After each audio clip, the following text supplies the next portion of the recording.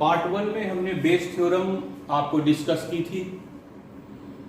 आज उसी के एक दो सवाल और आपको करवाएंगे। आप बेसिक देखिएगा। एक क्वेश्चन है, there are two bags, one contain 4 white and 5 black ball. Bag second contain 6 white and 7 black ball. One ball is transferred from first to second.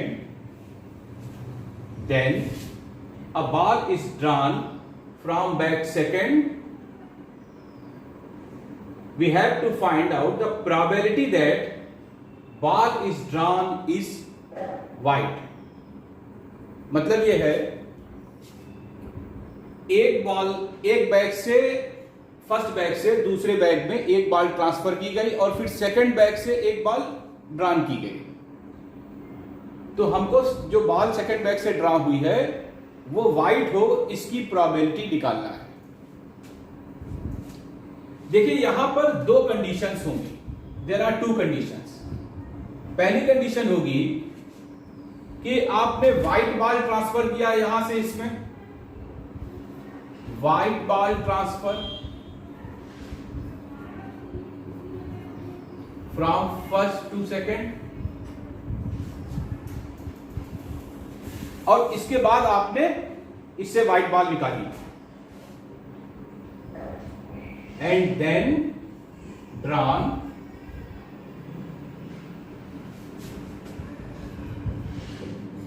white ball from second बैग। ये पहली condition होगी।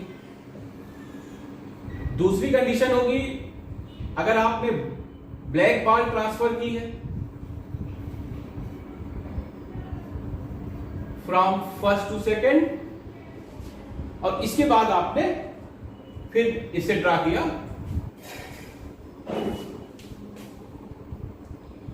Second bag से white ball.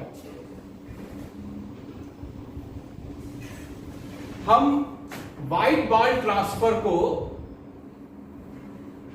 Event E1 suppose करेंगे, black ball transfer को event E2 suppose करेंगे, और event A हमारी वही रहेगी कि white ball drawn from bag second. या वो जो हमें इवेंट ए उसको मानते हैं जो प्रोबेबिलिटी हमको निकालनी है।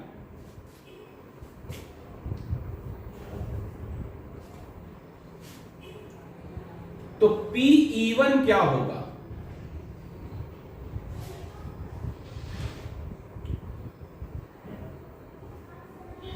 यहां से व्हाइट बॉल निकालने की प्रोबेबिलिटी क्या होगी? 4/9। PE2 क्या होगा? 5/9।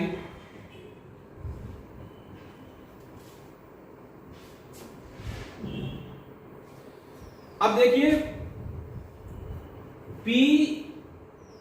PA/E1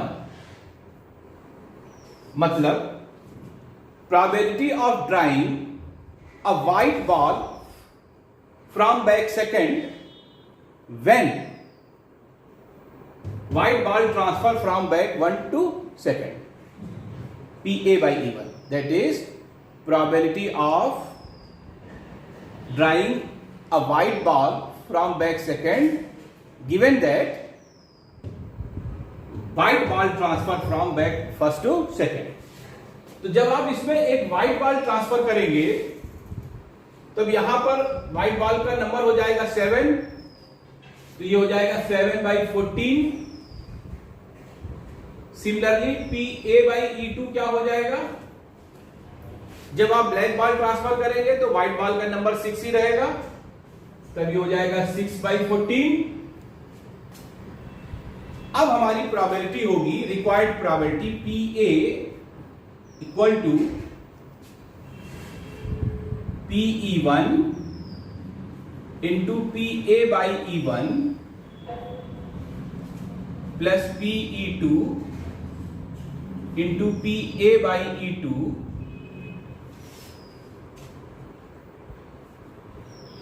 अब यहां पर सब वैल्यूज डाल लीजिए 4/9 A by E one 7/14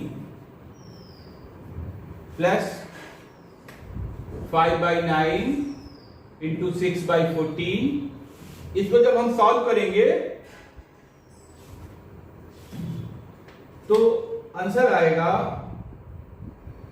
finally answer आएगा 29/63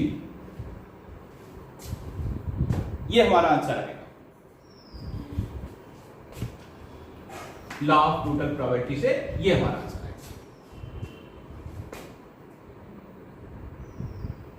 अब इसी क्वेश्चन में बेस थ्योरम कैसे लगेगी? अगर ये तो क्वेश्चन जो पूछा गया था ये तो लॉ ऑफ टोटल प्रोबेबिलिटी से लग गया जिसका आंसर ये आ गया।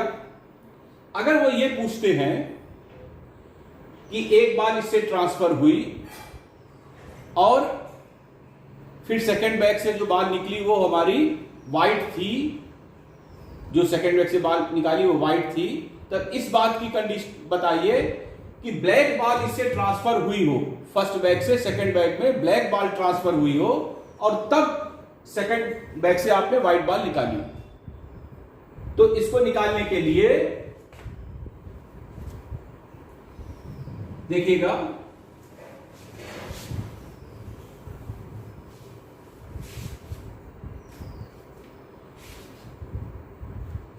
हमको निकालना है P E two by A.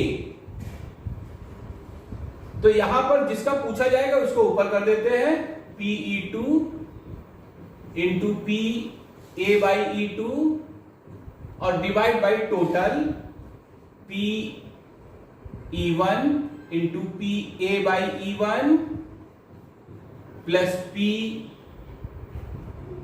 E two into P A by E two और ये जब रेस्पेक्टिव वैल्यूज जब यहां पर सब डाल देंगे तो आपका फाइनल आंसर आएगा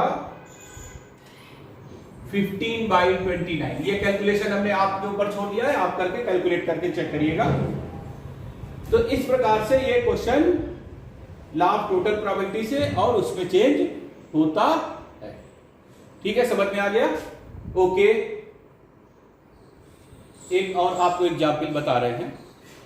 देखिए, एक इंश्योरेंस कंपनी है, उसने 2000 scooter driver, 4000 car driver, 6000 truck drivers का इंश्योरेंस किया हुआ, इंश्योर्ड किया हुआ है। Probability of an accident involving scooter driver, car driver and truck driver are 0.01, 0.03 and 0.15 respectively. Now, one of the insured person meet with an accident. What is the probability that he is a scooter driver? Question ये कहता है कि एक company ने 2000 scooter driver, 4000 car और 6000 truck drivers का insurance किया हुआ है। उनके एक्सीडेंट की प्रोबेबिलिटीज ये दे रखी गई हैं 0.01, 0.03, 0.15 respectively scooter, car and truck driver. अब अगर एक आदमी का एक्सीडेंट होता है इंश्योर्ड पर्सन का, इस बात की प्रोबेबिलिटी तो उसकी इस बात की प्रोबेबिलिटी निकालना कि वो स्कूटर ड्राइवर होगा।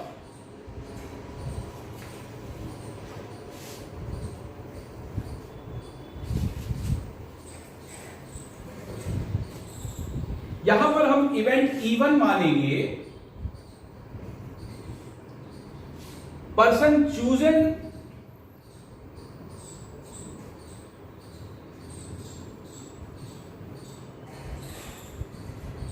Is a scooter driver.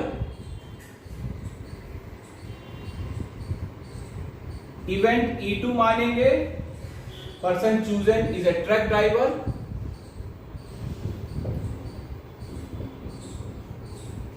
E3 मानेंगे, सॉरी ये कार ड्राइवर, और इसको मानेंगे ट्रक ड्राइवर E3 को। तो आप देखिए PE1 हो जाएगा, टोटल कितने हो गए 12,000, और स्कूटर वाले कितने हो गए 2,000।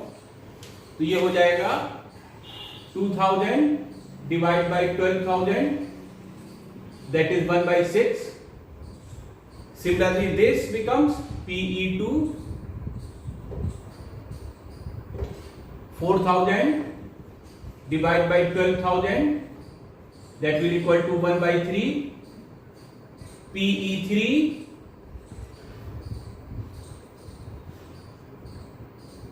6,000 divided by 12,000, that will equal to 1/2. अब आपको ये जो प्रोबेबिलिटी दे रखी गई थी, ये वाली, एक्सीडेंट होता है अगर स्कूटर ड्राइवर होता है, तो ये जो प्रोबेबिलिटी आपको दे रखी थी, ये PA/E1 गिवन थी स्कूटर ड्राइवर वाली, दैट विल इक्वल टू 0.01, और PA/E2 आपको गिवन थी, ध्यान दीजिएगा इंपॉर्टेंट क्वेश्चन है, इसमें ये प्रोबेबिलिटीज गिवन है, ये है 0.03, और PA/E3 ट्रक ड्राइवर वाला एक्सीडेंट हुआ और वो ट्रक ड्राइवर, तो 0.15, और आपकी जो रिक्वायर्ड प्रोबेबिलिटी है वो है PE1/A, ये आपकी रिक्वायर्ड प्रोबेबिलिटी है। तो यहां पर हम यूज करेंगे बेस थ्योरम, देखिएगा।